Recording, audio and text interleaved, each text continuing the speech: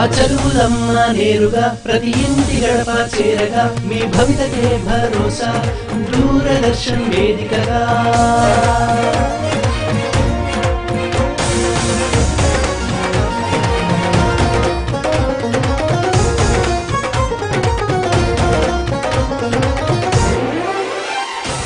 తెలంగాణ రాష్ట్ర ప్రభుత్వ సహకారాలే ఉండగా హాయిగా మన చదువులు షురు అదే డిజిటల్ గురు అదే digital Guru.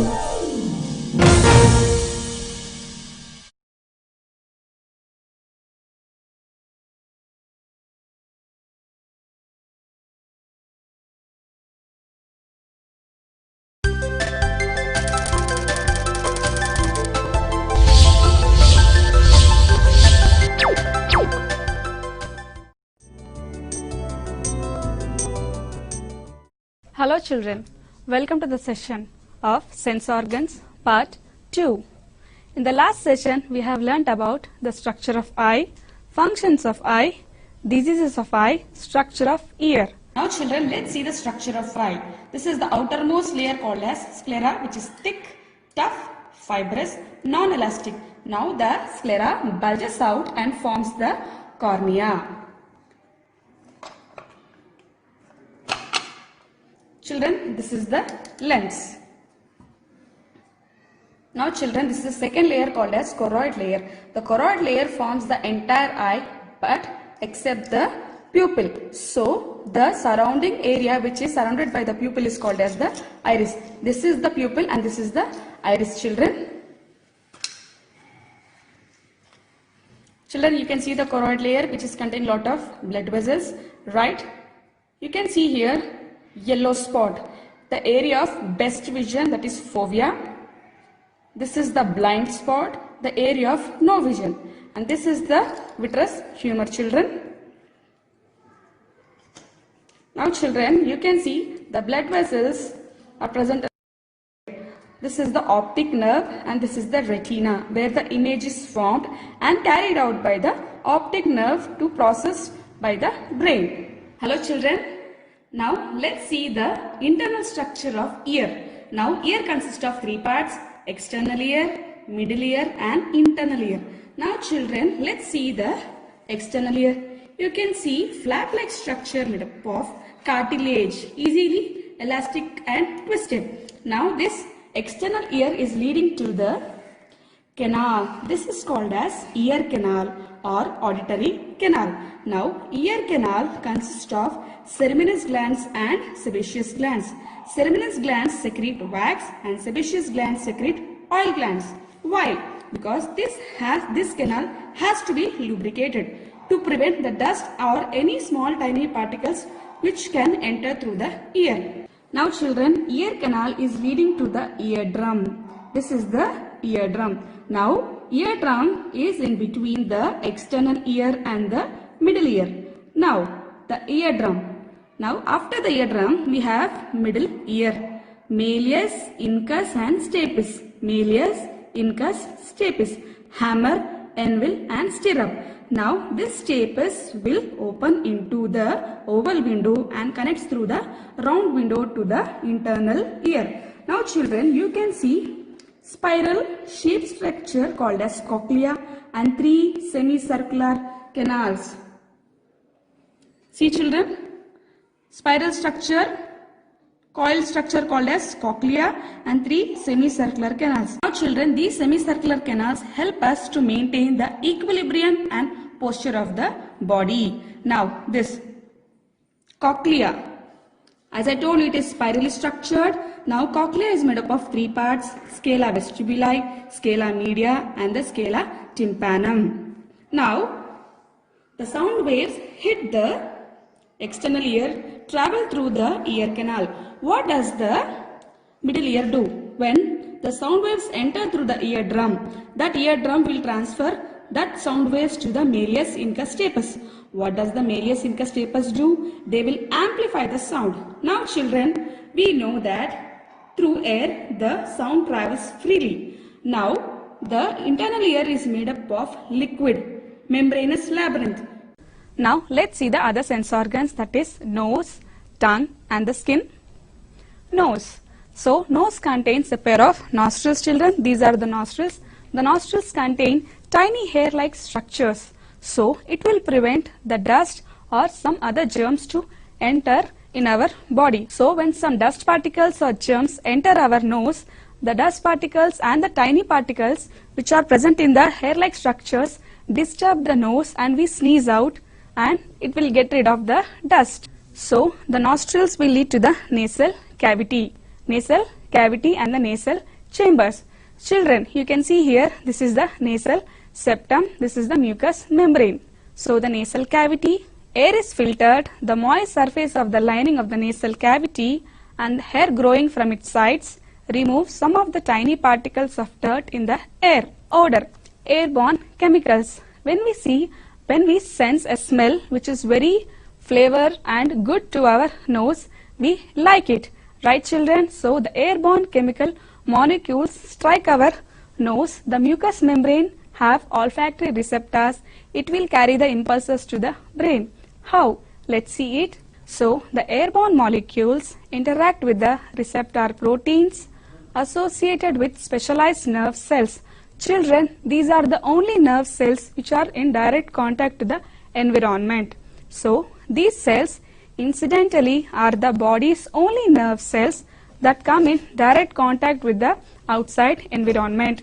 So the receptors present at the base of the skin lining, the inner walls of the nose, are highly sensitive to odor chemicals. Children, when we smell a rose, so the airborne molecules enter the nasal cavity, the mucous membrane is lined. So it has olfactory gland, olfactory cells of the odor molecules. So it will carry the neurons, olfactory duct and olfactory bulb. So these are the supporting cells. Children, you can see here nasal cavity. Children, this is the olfactory epithelium, olfactory system, olfactory cells. This is the mucus, these are the dendrites, this is the olfactory receptor, olfactory gland, connective tissue. These are the filaments of olfactory nerve. So all these things carry the impulses to the brain.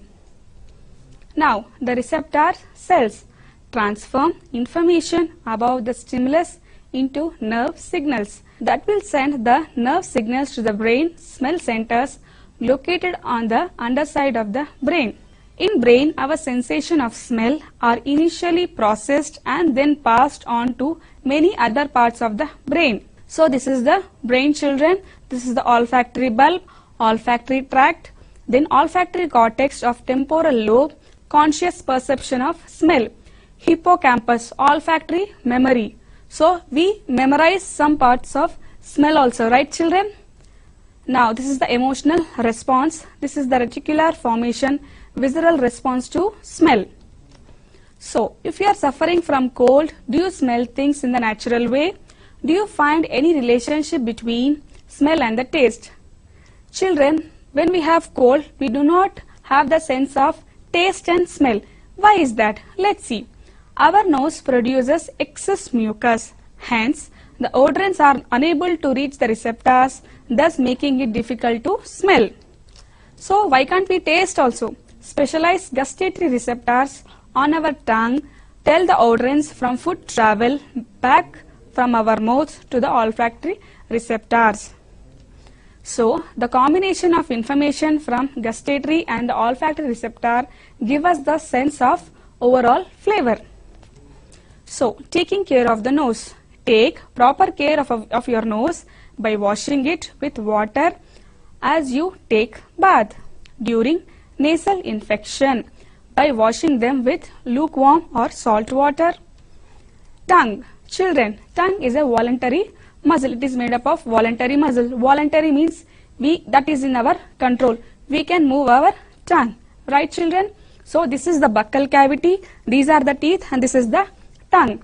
This contains papillae. Papillae contains the taste buds. So these taste buds will take the information to the brain whether the food is salty, sour, bitter, sweet. Right? So the tongue is made up of voluntary muscles. It contains about 10,000 taste buds. The taste buds are located in the walls of the papillae. the taste receptor cells located in the taste buds on the top and the side of the tongue. So, the taste receptors cluster in small mucous membrane projections called as papillae. Children, there are 4 types of papillae. Let's see them. Flake-like structures. You can see the flake-like structures called as filiform papillae. The small roundish structures called as fungiform papillae. Large roundish ones called as circumvallate papillae. Bump-like structures. You can see bump-like structures, children. These are called as foliate papillae. Now, children, you can see here clearly, right? The papillae and the taste buds. You can see your tongue also in the mirror. Now, children, so the circumvallate papillae are at the back of the tongue, fungiform in the center, filiform in the tip of the tongue, foliate on the sides. So, as food enters our mouth, we bite and chew it and press it against the palate with our tongue. Children, as I told you, this is the buccal cavity, these are the teeth, this is the tongue, this is the palate. Touch your palate with the tongue, isn't it? This is the palate. So, when you chew the food, you touch the food to the palate, that will release the saliva. Now, we know that saliva contains the enzyme called as ptyalin, which will break the sugar molecules. Now, children, you can clearly see here, this is the soft palate, this is the ulva, this is the tongue, these are the teeth. So, this releases the chemicals in food that trigger off our taste buds to act and carry stimulus to the brain to be processed for recognition of taste. So, children, you can see clearly here fungiform papillae, filiform papillae, foliate papillae and circumvallate papillae. These contains 10,000s of taste buds.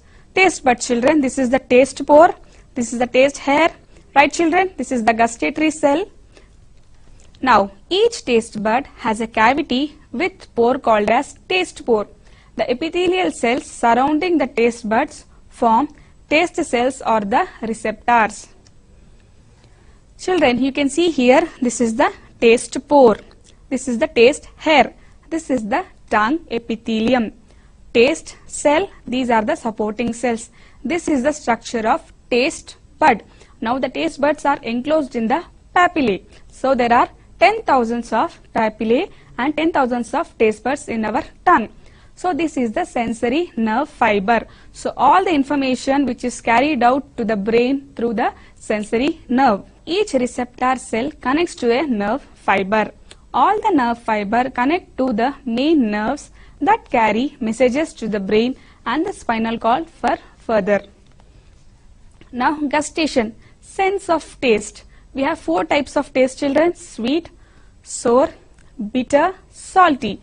Telugu people consider 6 types of taste, Shadruchulu, which includes spiciness and vagaru. Now, these are the taste buds, surface of the tongue, the hair emerging into saliva. As I told you, children, the food we eat, we chew with the help of teeth. When we touch the palate, the saliva is released. So, the taste is guessed by the tongue. So, these are the sensory cells, magnification of the taste bud. These are the nerve fibers. Clear picture. Now, these are the microvilli, taste pore, taste cell, supporting cell. This is the oral cavity, epidermis of the tongue. Epidermis means, children, outermost layer.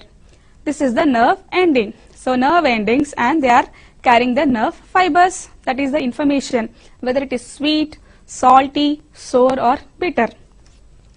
So, salty, sweet, umami, bitter and sour.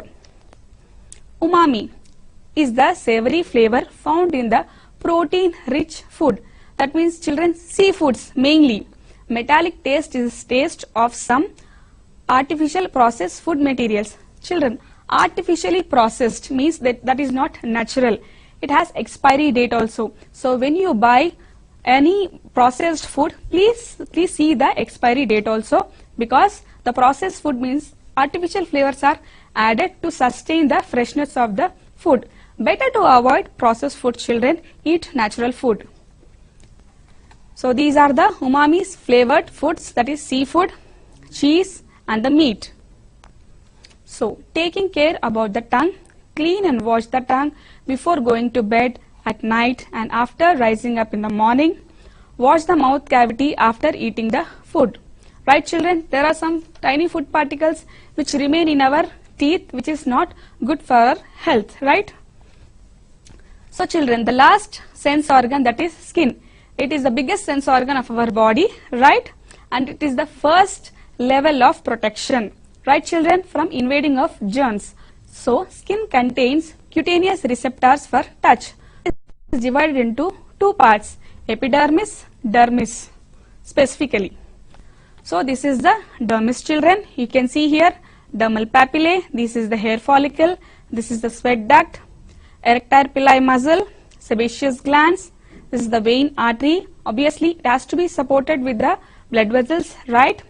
This is the hair follicle, this is the sweat duct, sweat gland, subcutaneous fat cells, hypodermis, reticular dermis, right children? Now epidermis, layer for protection. It has sweat pores and small hair. So it has three layers children. First layer stratum corneum, second layer Malpighian layer, third layer granular layer. First layer stratum corneum, which contain dead cells children. Second layer Malpighian layer, in which the cells divide continuously. Granular layer, which contain living cells. So the structure of epidermis children, the first layer is stratum corneum, which contains the dead cells children. Stratum granulosum, in which the cells are continuously dividing, right children? The stratum spinosum, stratum basilae, basement membrane, and this is the dermis. Stratum corneum, stratum lucidum, stratum granulosum, stratum spinosum, right children? Dead cells filled with the keratin layer, right? Now the second layer, that is dermis, made up of elastic connective tissue. It contains sweat glands, sebaceous glands, hair follicles, blood vessels and fat. Sweat glands, sweat, it produces sweat. Sebaceous gland, it produces oil because it has to keep our skin moist. During winters, we find the scaly skin. We apply the moisture. Technically speaking, we do have sebaceous glands which will keep the skin moisture. But due to the climatic conditions in winters, the skin dries up. We know we have a scaly skin children in winter. It's because of that, right? Then we have hair follicles, blood vessels and fats.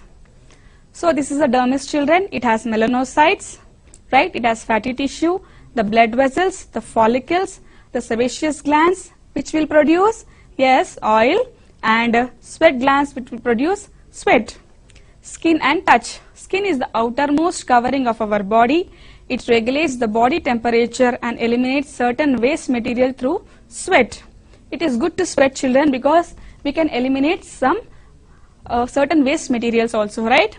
Then it is the largest organ, provides the first level of protection of the body.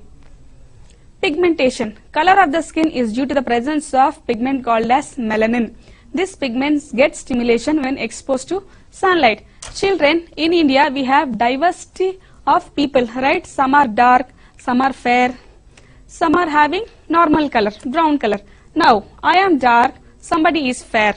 Why is that I am dark? Because of the pigment called as melanin.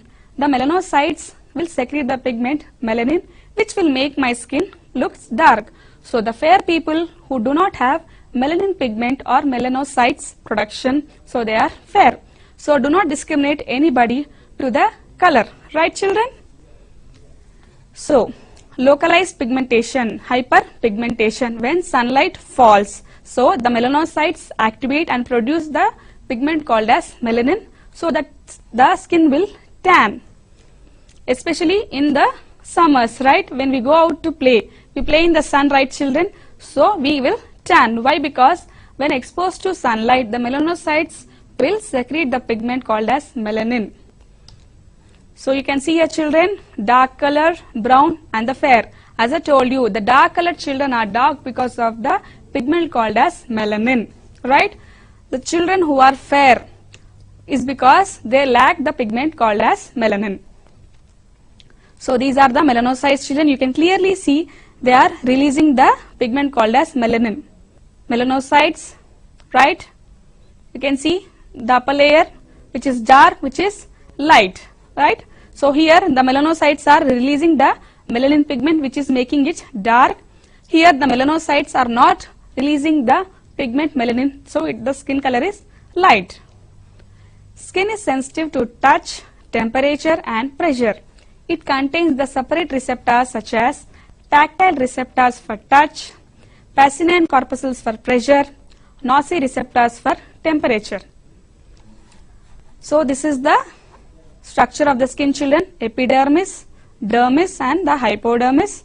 Epidermis, right? Now children, you can see the hair shafts, right? Pores or sweat glands which will release the sweat, right children? So erectile pili muscles, hair follicles, sebaceous glands, hair root, hair follicles, right children? So in Braille scripts, the letters are written in the form of elevations and depression. So the visually impaired students can read the script merely by touching, right children? So diseases of skin, viral diseases, measles, chickenpox, bacterial diseases such as leprosy, leukoderma, the disease due to the deficiency of melanin, pellagra, the disease due to the deficiency of vitamins, fungal disease such as ringworm. It is very infective, children, and it gets spread from one person to other, so we have to be very careful, specifically fungal and bacterial diseases. Taking care about skin, we should take bath regularly, use soap to clean the body. If any redness, itching, discoloration and rashes appear on the skin, immediately consult the doctor. What we have learnt: tongue contains nearly 10,000 taste buds present on the papillae. Skin has cutaneous receptors. It is the sense organ of touch. Olfactory receptors are present in the mucous membrane of nose. Sense organs send message through sensory pathways to the brain, where they are processed and sent to required sense organs to function through motor pathways. Structure and function of skin, function of taste buds. Improve your learning. How does saliva helps the taste buds in taste sensation? Second, during severe cough and cold, why we don't get the taste of food? How do you appreciate the functions of sensory organs which help us to enjoy the beauty of nature? Describe the structure of skin with the help of neat labeled diagram. For better understanding of the concept, solve the worksheet. Please visit the official website of SCRT. Thank you.